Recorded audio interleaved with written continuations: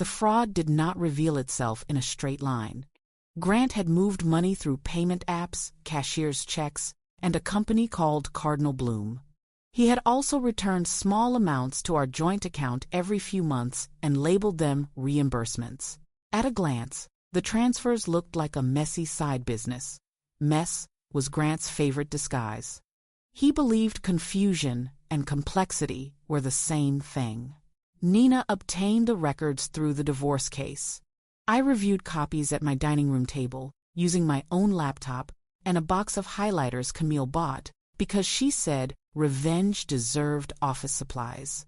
Cardinal Bloom was not a functioning business. It had no customers, payroll, or tax history. It existed to hold the Decatur townhouse and receive money from Grant. One payment stood out because it went in the other direction. 3 weeks before I discovered the affair, Cardinal Bloom had paid Ridgeway Benefit Solutions, Grant's insurance agency, $8,000. The memo said estate package. The amount did not match any ordinary premium. I sent it to Nina, who sent it to Detective Ruiz and Everstead's investigator. 2 days later, the investigator confirmed that the $3 million policy application had been submitted through Grant's producer credentials. The electronic signature was not the only problem. My recorded identity confirmation used clipped words from old videos. In one response, my voice changed acoustics in the middle of my own last name. Grant had known the insurer would eventually require a live video. He had submitted the application anyway, hoping the automated system would approve it first. It hadn't. The policy never became active. I should have felt relieved. Instead, I stared at the report and imagined him cutting pieces from birthday videos while I slept upstairs. Everstead suspended his access. Ridgeway put him on leave. The state licensing office opened a review, but none of that put him in handcuffs. Detective Ruiz remained careful. "We can show financial fraud," she said. "We can show a threat. We still need to establish what, if anything, he did to carry out the threat at Cedar Lake."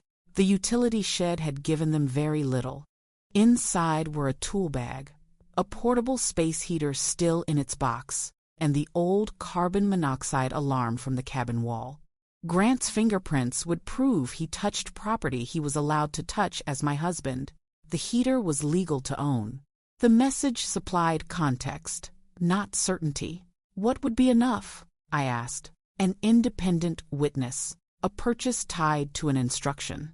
A recording that is more specific. Evidence he altered the cabin for the purpose described in the message. Sloan. Maybe. Sloan had hired her own attorney and stopped speaking to everyone. The Decatur townhouse was under a temporary restriction, and she blamed me for it in a series of posts that Nina saved but told me not to read. I read one. She wrote that I had used money to steal the only home Piper had ever known. That line sent me back into the records. Piper had not lived in the townhouse. Utility usage showed almost no water or electricity. Sloan had been living in my guest room while Grant furnished the place in secret. The purchases were not random. A child's bed, green kitchen stools, a sectional Sloan had photographed from my living room because she liked the shape. Grant was copying my house room by room. Then I found the mortgage. The $94,000 had been a down payment.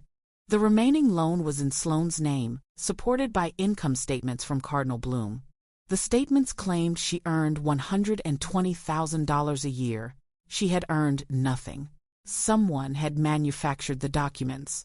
If the lender called the loan, Sloan would lose the townhouse and face a fraud investigation. If Grant controlled Cardinal Bloom's records, he controlled the story of who created them. I sent Nina a note. He didn't buy her a home. He bought himself leverage. Grant called again that night from another unknown number. I did not answer. His voicemail was shorter this time. "You're making a mistake. Sloan knows what you did." I replayed it once. Grant expected fear to pull me toward him. Instead, the wording pulled my attention somewhere else. He had not said, "Sloan knows what I did." He had said she knows what you did. He was already preparing to make us accuse each other. Sloane contacted Nina on a rainy Sunday morning. She wanted immunity. I do divorces, Nina told her attorney. I do not grant immunity. Neither does Evie. Sloane wanted protection from the mortgage lender, the insurer, and any charge connected to Cedar Lake. In exchange, she offered her old phone and the full truth. The prosecutor's office arranged the terms of her interview. I was not allowed in the room, which was probably best for everyone. I waited with Camille in a courthouse hallway that smelled like wet wool and vending machine coffee. Do you want her charged? Camille asked. Yes. Do you want her to help put Grant away? Yes. Annoying when two things are true. You should put that on a mug. Sloane spoke for 4 hours. According to the summary Detective Ruiz gave me later, Sloane and Grant had dated through high school. When he met me in college, he told Sloane I was a temporary source of money and contacts. Piper was conceived during my engagement. Grant attended her birth using a fake work emergency as his excuse to leave me. 6 months later, he paid for a private paternity test. Sloane kept the report with his name and a probability greater than 99%. Diane had known from the beginning. After we married, Grant promised Sloane that I would eventually fund their real life. At first, that meant rent and daycare. Then it meant the townhouse. When I inherited additional investments from my mother, his promises changed. He began talking about accidents. Sloane claimed she thought he was trying to frighten her into waiting. Then he sent instructions for the Cedar Lake weekend and asked her to buy the heater with cash. She did it. He told her to keep Piper away from the cabin for 2 hours and to call him only after he called her first.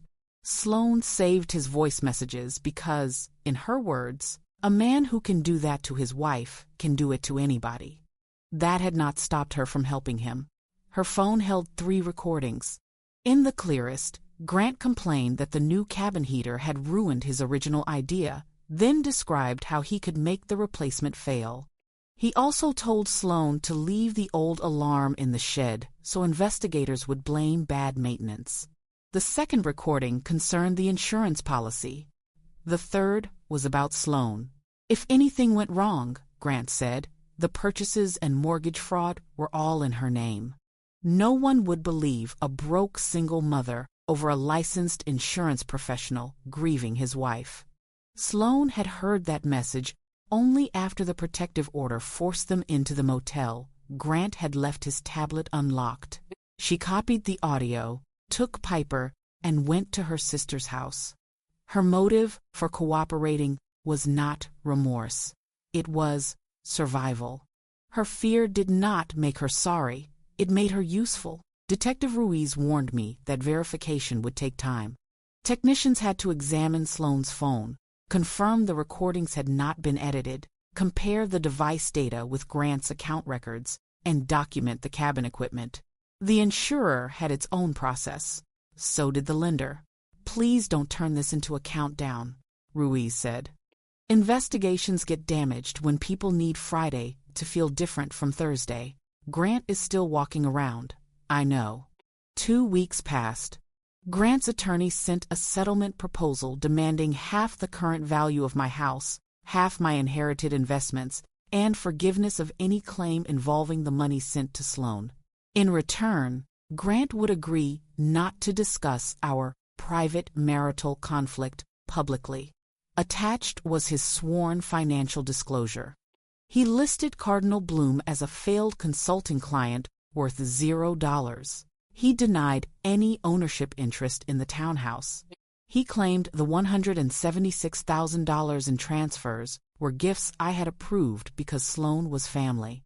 He thinks you won't put the affair into the public court record, Nina said. He thinks shame still works on me. Nina tapped the disclosure. He also thinks Sloane is still protecting him. We rejected the offer. Then we requested a temporary hearing on the missing money, the house, and Grant's violations of the court order. Grant would finally have to tell his version, in a room where lying had consequences.